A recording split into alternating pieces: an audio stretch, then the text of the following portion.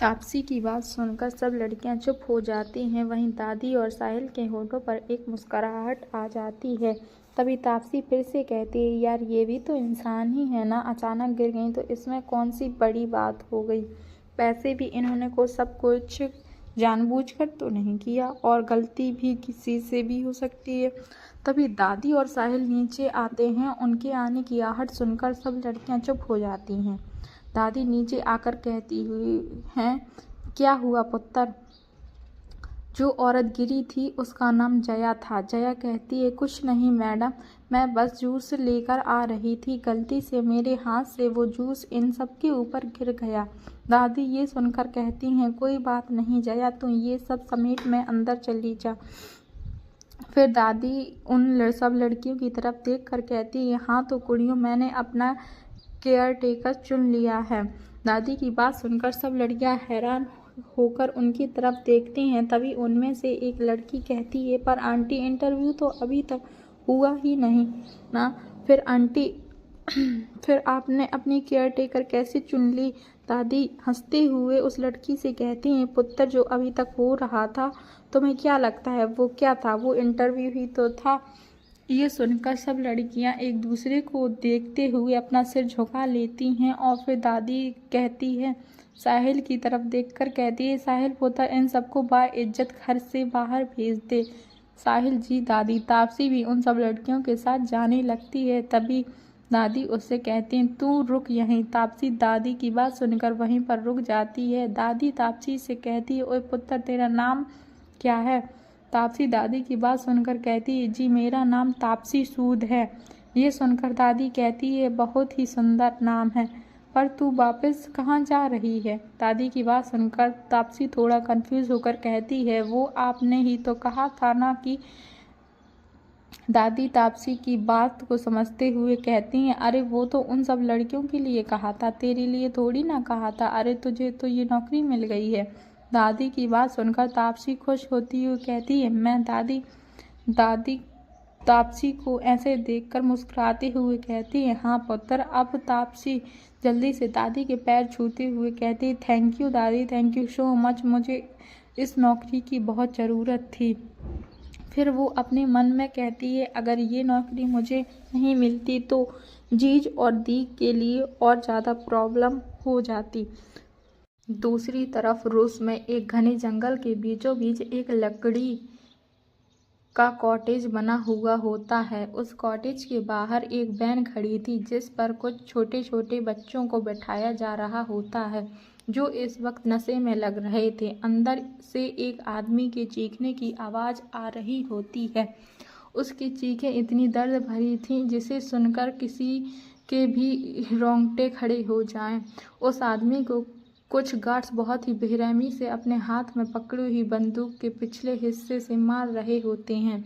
उस आदमी के हाथों से घुटनों से मुंह पर कई जगहों से खून निकल रहा होता है। तभी एक लड़का जिसकी उम्र 26 साल के करीब होगी, जिसने वाइट कलर शर्ट पहनी हुई होती है, उसने अपनी शर्ट को अपनी कोहनी तक फोल्ड किया होता है। वो उस आदमी को घूरते हुए कहता है, टेल मी, तुमने बाकी के ड्रग्स कहाँ छिपाए हैं। मार खाने वाला आदमी हाँफते हुए कहता है, Ankit, I don't know where the rest of the drug are, trust me. उस आदमी की बात सुनकर अंकित उस आदमी का जबड़ा पकड़कर गुस्से से कहता है, देख अभी मैं पूछ रहा हूँ तो आराम से बता दे, अगर माफिया किंग यहाँ आ गया तो जानता है ना क्या होगा। अंकित की बात सुनकर वो आदमी कहता है, I said I don't know anything, leave me. उस आदमी के इतना कहते ही बाहर एक के बाद एक कई गाड़ियां आकर रुकती हैं। उन गाड़ियों की आवाज़ सुनकर अंकित उस आदमी का जबड़ा छोड़ते हुए कहता है, तेरे जीने का मौका चला गया बेटे। अब उन गाड़ियों से कुछ गार्ड्स बाहर आते हैं और बीच में खड़ी गाड़ी का दरवाज़ा खोलते हैं। उस में से एक लड़का बाहर निकलता है। उसने इस वक्त एक ग्रे कलर की शर्ट और उसके बाहर एक डार्क कलर का हाफ जैकेट पहनी हुई होती है। उस लड़के की बड़ी बड़ी आंखें हल्की भूरे भूरे रंग की, गहरी, नशीली और बेहद अट्रैक्टिव दिख रही होती हैं, पर उसकी तरफ देखने की हिम्मत किसी में भी नहीं होती। उस लड़के की पर्सनैलिटी और ऑरा काफ़ी खतरनाक महसूस हो रहा होता है। वो अपने कदम उस कॉटेज के अंदर बढ़ा देता है। जो आदमी कुर्सी पर बंधा हुआ था, जब उसकी नज़र सामने आते हुए उस लड़के पर जाती है तो अभी तक उसके फेस पर जो मार खाने की वजह से दर्द नज़र आ रहा था, वो दर्द अब एक खौफ में बदल जाता है। वो डरते हुए, अटकती हुई आवाज़ में कहता है, माफिया किंग। उसके मुंह से माफिया किंग सुनकर अंकित पीछे पलटकर देखता है और फिर उस आदमी से थोड़ा दूर हो जाता है। अंकित अभी आए उस लड़के से कहता है, इसने अभी तक उन ड्रग्स के बारे में कुछ भी नहीं बताया। अंकित की बात सुनकर वो लड़का अपनी पलकें उठाकर अपने एक गार्ड की तरफ देखता है तो वो गार्ड सर झुकाकर बाहर चला जाता है और कुछ ही पलों में वापस आता है। इस वक्त उसके हाथ में एक लकड़ी का बॉक्स होता है। वो गार्ड वो बॉक्स अंकित की तरफ बढ़ा देता है। अंकित उस बॉक्स को देखकर हैरानी से पहले अपने बगल में खड़े उस लड़की की ओर देखता है, पर उस लड़की के फेस पर कोई भी भाव नहीं होता।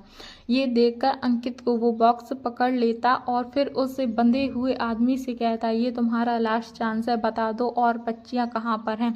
ये बोलते हुए अंकित वो बॉक्स खोल देता है। अंकित की बात सुनकर वो आदमी जैसे ही वापस से मना करने वाला होता है, तभी उसकी नज़र बॉक्स पर जाती है। पूरी तरह से डर जाता है। एक्चुअली उस बॉक्स के अंदर कुछ मकड़ियाँ होती हैं। वो कोई आम मकड़ियाँ नहीं होती हैं।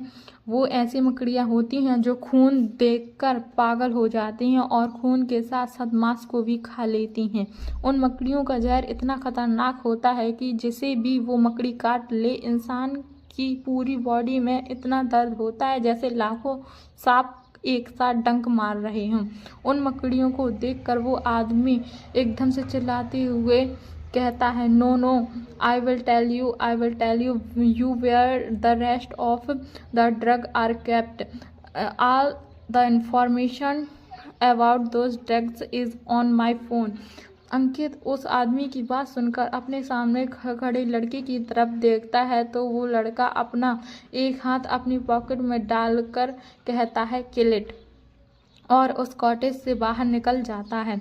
उसके जाते ही अंकित गार्ड्स के तरफ देखता है और वो बॉक्स उसके हाथ में पकड़ाकर कहता है, clean up this mess after it dies, और वो भी उस लड़के के पीछे चला जाता है और पीछे से उसे आवाज़ देते हुए कहता है, तनय, तो ये है तनय अहेजा, जिसकी उम्र 26 साल, हाइट 6 फुट 1 इंच, चौड़े कंधे, मजबूत सीना और उसकी कसी हुई शर्ट में साफ नज़र आ रहे होते हैं। आंखें नशीली, गहरी और हल्की भूरी सी, घनी आईब्रोज उसके फेस पर एक तेज चमक रहा था। तनय की पर्सनैलिटी ऐसी थी, कोई भी लड़की अगर उसे एक बार देख ले तो पूरी ज़िंदगी सिर्फ उसकी एक झलक के साथ रह सकती थी। तनय अहेजा जो एक बहुत बड़ा बिजनेसमैन होने के साथ साथ एक माफिया किंग है।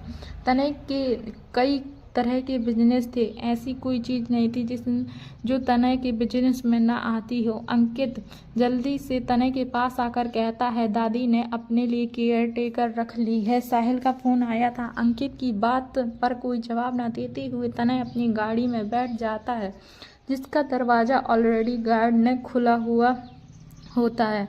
तनय की गाड़ी वहाँ से निकल जाती है। उसकी गाड़ी के पीछे सारे गार्ड्स गाड़ियाँ भी निकलने लगती हैं। तभी अंकित को अंदर से उस आदमी के तड़पने की और चिल्लाने की आवाज़ आती है, जिसे सुनकर अंकित एक गहरी सांस लेकर कहता है, कभी कभी ये लड़का पूरा का पूरा नरक का देवता बन जाता है।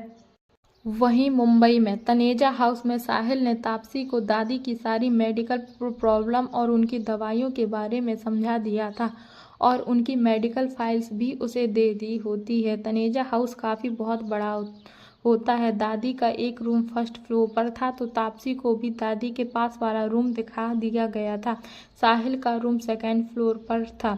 साहिल उसे घर के बारे में बता रहा होता है कि कौन सी चीज़ कहाँ पर है। तभी तापसी थर्ड फ्लोर की तरफ देखती है। साहिल उसे ऊपर की तरफ देखकर कहता है, तापसी तुम्हें उन दोनों फ्लोर पर जाने की क्या देखने की भी परमिशन नहीं है। तापसी साहिल की बात सुनकर कहती, जी मैं समझ गई। ये बोलकर तापसी एक नज़र उठाकर फिर उस फ्लोर की तरफ देखती है और अगले ही पल वापस से अपनी नज़रें साहिल की तरफ कर लेती है।